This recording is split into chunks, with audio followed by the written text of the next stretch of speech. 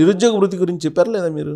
మేమా నిజంగా చెప్తున్నాం, మేము మేనిఫెస్టోలో పెట్టినాం మేము. అంటే దానికి కూడా క్లాజెస్ ఎట్లా అంటే వాళ్ళలాగా ఇష్టం వచ్చినట్టు కాదు, అది కూడా ఒక స్కిల్ డెవలప్మెంట్ చేస్తాము అని చెప్పి. అంటే కాలేజ్లో పిల్లలు కాలేజ్ అయిపోగానే దానికి అనుసంధానంగా వాళ్ళకి స్కిల్ డెవలప్ చేయడానికి పెట్టి స్టైఫండ్ ఇస్తాం. తర్వాత వాళ్ళని ఒకవేళ డెవలప్ అయిన తర్వాత వాళ్ళని గవర్నమెంట్లకో లేకపోతే ఉపాధి అవకాశాలు అట్లా కల్పించడానికి ఆ దిశగా ప్రోత్సహిస్తామని చెప్పినాం. అదొక 6 నెలలు వాళ్ళకి స్టైఫండ్ రూపం ఇస్తే they can sustain and then they can get job anywhere. They will be trained in such a manner that they can be captured anywhere. అట్లా అవగాహన కల్పిస్తాం. సో అవన్నీ కూడా మేము ఇప్పుడు కాదు, మేము 2018 మేనిఫెస్టోలో చాలా అసలైతే ఇప్పటి మేనిఫెస్టో కంటే 2 రోజుల క్రితం మేము చెప్పలేదు, మేము ఎప్పుడు చెప్పామంటున్నారు నిరుద్యోగ. అంటే ఈ 6 గ్యారంటీలలో లేదేమో కానీ మేనిఫెస్టోలో అయితే ఉంది.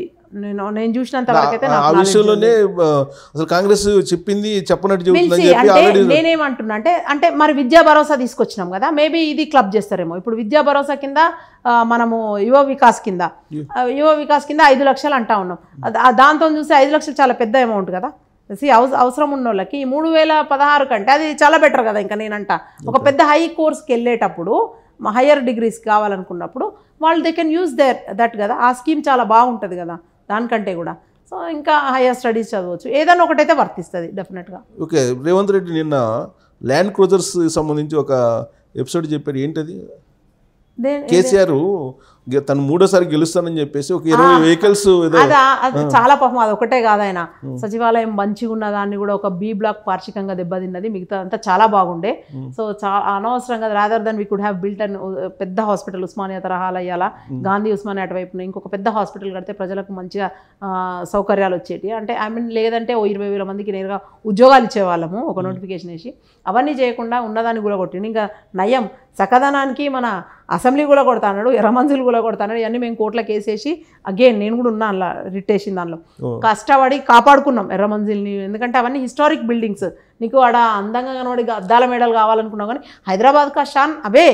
ఒక ఎర్రమంజిల్, ఒక అసెంబ్లీ, అవన్నీ ల్యాండ్ మార్క్స్. ఒక రవీంద్ర భారతి, దాన్ని ఏం చేసినా మీరు రెనోవేట్ చేయాలి తప్ప దాన్ని కూల్ చేయడానికి లేదని మేము ఆపగలిగినాం. సో సక్సెస్ఫుల్గా అంటే అసెంబ్లీ సెక్రటేరియట్ విషయంలో తను ఏ పర్మిషన్స్ లేకుండా స్టార్ట్ చేసి కూలగొట్టి అయిపోయింది. సో అట్లా అవసరం లేని వాటికి చేసినప్పుడు అన్నీ అదొకటే కాదు, పటిష్టంగా ఉండాలని విజయవాడలో కార్లు కొనుక్కొని పెట్టుకున్నాడు, ఇక్కడ కోటలు కట్టుకున్నాడు, కొడుకుకు బిడ్డకు అన్ని సపరేట్ అన్ని చేసి పెట్టుకున్నాడు. విధి వక్రీకరించింది పాపం. జనాలు ప్రతిపక్షంలో ఉండమని ఆయన రుద్ర రాత రాసిండ్రు, ఇంకేం చేయలేము. అదే అంటే ఇక్కడ తెలిస్తే బాగుండదు కదా ఇంతగానం ఎందుకు అని. సో మేము ఆ విషయంలోనే రేవంత్ రెడ్డి గారు సక్సెస్ అయినారు. ఎందుకంటే ఫస్ట్ డేనే తన ఫస్ట్ స్టేట్మెంట్ ఏంటంటే నా పాత కార్లే వాడతాను, అవే రిపేర్ చేసి పెట్టండి, అవే ఉంచండి, దుబారా తగ్గించు. అంటే ఒకటే పాయింట్, ఇప్పుడు ఎవరైనా సరే డిమాండ్ సప్లై చదువుకున్న వాళ్ళకు, ఎకనామీ చదువుకున్న వాళ్ళకు, ఎకనామిక్స్లో నిష్ణాతులైనకు, దో ఆమె మ్యాథ్స్ స్టూడెంట్ బట్ స్టిల్ నేను చెప్తా ఆదాయం లేనప్పుడు ఖర్చు తగ్గించుకోవాలి. చాలా బేసిక్ ప్రిన్సిపల్ ఇది.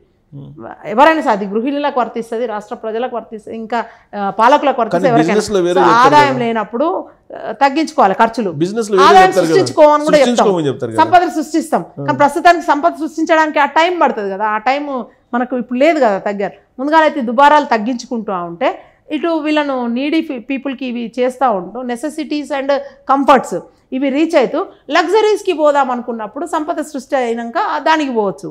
ఇప్పుడు ముందుగానైతే నడవాలి కదా, కనీస అవసరాలు తగ్గించుకోవడం తప్ప సంపాదించుకోవడం మార్గం లేదు. సంపాదించుకోవడానికి పడుతుంది ఇప్పుడు టైం, 15 రోజులు, నెల రోజులు, అప్పుడు సంపద సృష్టిస్తాం. అంటే వాళ్ళు ఏం చేసిండ్రు సంపద అంటే వీళ్ళు ఏం చేసిండ్రు గతము సంపద అంటే రెండింటి మీదనే వీళ్ళ ఆదాయం అంతా, రాష్ట్ర ఆదాయం. నేను చెప్తా చాలా అనైతికం మద్యం గురించే, వీళ్ళ ఆదాయం అంతా మద్యమే అంతా తప్ప. మేక్ ఇన్ తెలంగాణ అక్కడ వాళ్ళు మేడ్ ఇన్ ఇండియా అన్నారు, ఆడేం చేయలేదు. వీళ్ళు మేక్ ఇన్ తెలంగాణ అన్నారు, వీళ్ళేం చేయలేదు. వీళ్ళు చేసిందంతా భూములు అమ్మిండ్రు, స్టాంప్స్ అండ్ రిజిస్ట్రేషన్స్ మీద డబ్బులు ఆదాయము, తర్వాత రియల్ ఎస్టేట్, దాని తర్వాత ఈ మద్యం మీద.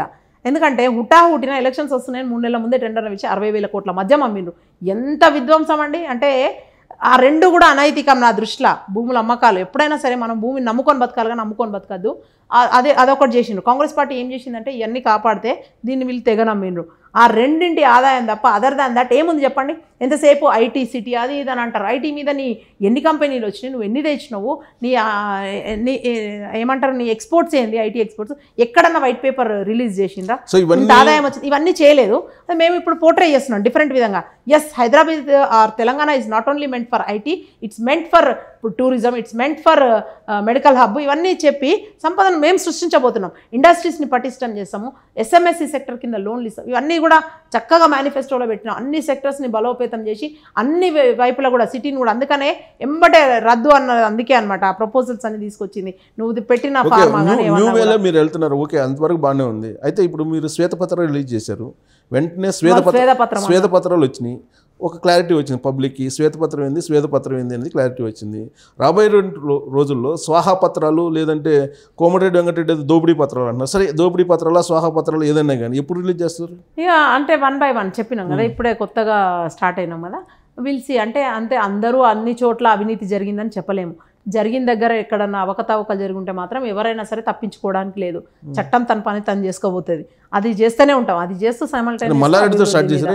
అంటే మల్లారెడ్డి కావచ్చు, పల్లారెడ్డి కావచ్చు, ఇంకో రెడ్డి, ఎవరైనా సరే, ఏ రెడ్డి అయినా ఎవరైనా సరే తప్పు చేయొద్దు అంటాం. If you see something we have to say something. మీరు కూడా ఏదైనా మీ దృష్టికి వస్తే చెప్పండి. ఎవరో ఇట్లనే పెద్ద మనిషి చెప్పిండ్రట ఈ కార్ల గురించి కూడా, 22 కార్ల గురించి ఎవరో ఆఫీసర్ ఎవరో చెప్పింది. మీకు కూడా మీ దృష్టికి ఏదైనా వస్తే మనం చెప్పకపోవడం తప్పైతే మీరు కూడా చెప్పండి. ఫామ్ హౌస్ చెప్పేది, ఫామ్ హౌస్ లో డ్రోన్ కెమెరా ఎగరేశారు కదా రేవంత్ రెడ్డి, మరి ఆ ఫామ్ హౌస్ అవన్నీ కూడా తీసుకుంటారు. ఆ 111 సంగతి ఎందుకు చూస్తారు, అన్ని చూస్తారు మెల్లమెల్లగా. ఫామ్ హౌస్ తీసుకుంటారా? అంటే తీసుకోవడం అని కాదు, అసలు అది నిజంగా కూడా ఆయన పద్ధతి ప్రకారం కట్టినరా లేకపోతే అది నిజంగానే ఆ ఏరియా అది ఆయనదా, అవన్నీ చూస్తారు. ప్రతిపక్ష నేతగా ఉన్నప్పుడు అది అనఫిషియల్ గా కట్టారని చెప్పి డ్రోన్ ఎగరేసి జైల్లోకి పోయారు కదా. ఆయన కూడా ఏదో కాగితాలు తీసుకొని వచ్చింది కదా, తర్వాత అవన్నీ కూడా స్క్రూటినీ చేయాలి కదా. ఆ కాగితాలలో ఏముంది చూడాలి కదా. ల్యాండ్ ఈజ్ మైన్ అంటాడా, ఆయన భార్య పేరు మీద ఉందన్నాడు ఫస్ట్, తర్వాత అవన్నీ చూస్తారు. ఆయన భార్యకి ఎక్కడి నుంచి వచ్చింది ఆస్తి ఎంత, వాళ్ళ ఆదాయం ఎంత, అంతకుముందు వార్షిక ఆదాయం, ఇప్పుడు ఎంత, ఆస్తులన్నీ ఎట్లా ఉన్నారో అవన్నీ చూస్తారు కదా. దాని తర్వాత ఐడి, ఈడీ, ఈటీ అన్నీ మొత్తం వచ్చేస్తాయి, అందరు వస్తారు. సో అది దాని పని అది చేసుకోబోతుంది చట్టం. ఎలక్ట్రిసిటీకి సంబంధించి శ్వేతపత్రం ఇచ్చారు, ఆర్థిక పరిస్థితి సంబంధించి శ్వేతపత్రం ఇచ్చారు, కాళేశ్వరం సంబంధించి రేపు వెళ్తున్నారు. రేపు మంత్రులు ఉన్నత లేదు, దాని మీద ఏమైందంటే ఆల్రెడీ వాళ్ళు ఫస్ట్ ఏం చేసిండ్రు, ఎలక్షన్ మూమెంట్లో వాళ్ళు ఏం చెప్పిందంటే ఎల్ఐఎన్టీ అనే సంస్థ దాని నిర్వహణ బాధ్యత కూడా వాళ్ళదే, వాళ్ళే చేస్తారన్నారు. ఎలక్షన్ అయిపోయిన తర్వాత వాళ్ళు ఓడిపోయిన తర్వాత ఎల్ఎన్టీ ఓన్ల స్టేట్మెంట్ ఏంటంటే మేము మా ఇచ్చిన గడువు 7 ఏళ్ళే, అది అయిపోయింది 2015 నుంచి మొదలెడితే 22కి ఆ గడువు పూర్తయింది, దాని తర్వాత స్ట్రక్చరల్ వారంటీ మేము ఇయ్యము అన్నారు. ఎంబటే మా వాళ్ళు ఏం చేసి సిట్టింగ్ జడ్జి అన్నారు, అనగానే రంగంలోకి దిగి మాకు ఏది చెప్పకుండా వాళ్ళు ఫిక్సింగ్ స్టార్ట్ చేసి. సిట్టింగ్ జడ్జి మీరు చెప్పలేదు, మీరు వేయండి అని చెప్పి అసెంబ్లీలో అనగానే వేస్తాం, తొందరపడకండి, సిట్టింగ్ జడ్జితోనే అవసరమైతే సిబిఐ కూడా వేస్తామని చెప్పిండ్రు.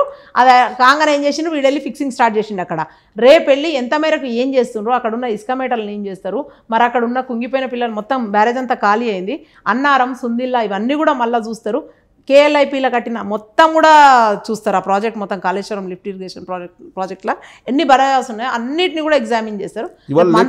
రిపోర్ట్ వచ్చింది కదా, దాన్ని రివోక్ చేయలేము, రీడిజైన్ చేయలేము అని చెప్తున్నారు కదా. రీవోక్ చేయలేము, రీడిజైన్ చేయలేనప్పుడు రిజర్వాయర్స్ అయితే యూజ్ చేసుకుంటాం మనం. వాటర్ స్టోరేజ్ చెప్తున్నారు ఇవాళ ఆల్రెడీ అది చూసుకోవాలి. అది ఇప్పుడు ఇక రేవంత్ రెడ్డి గారు ఏ డిసిజన్ తీసుకుంటారు, వాళ్ళని ఎవరిని ఫిక్స్ చేస్తారు, అలా ఎవరిని బాధ్యులను చేయాలని. ఎందుకంటే 1,00,000 కోట్లతో కొట్టిన ప్రాజెక్ట్ను ఇట్ కాంట్ గో వేస్ట్. రాష్ట్ర ప్రజల నిజంగా అది గుదిబండ అయి కూర్చొని ఇప్పుడు అది వాడినా వాడకపోయినా దాని పేరు మీద ఇక జరిగేటన్నీ జరుగుతూనే ఉంటాయి. కట్టాలి, ఆ వడ్డీలు కట్టాలన్నా దానికి తెచ్చినాయి, మినిమల్ పవర్ ఎక్స్పెన్సెస్ ఉంటాయి కదా, అవన్నీ కట్టాలి కదా. అంటే 4,000 కోట్లు 10,000 కోట్లు అని చెప్తా ఉన్నారు లెక్కలు, విద్యుత్ అవన్నీ కూడా దానికి ఎవ్రీ ఇయర్ నిర్వహణ వ్యయం. ఇవన్నీ అయితే ఆగవు కదా, మళ్ళీ సింపుల్ ఇంట్రెస్ట్ నుంచి కాంపౌండ్ ఇంట్రెస్ట్కి పోతుంది అదంతా. సో ఇదంతా చాలా పెద్దది. అయితే రేపు పోయిన తర్వాత చూద్దాం ఇంకా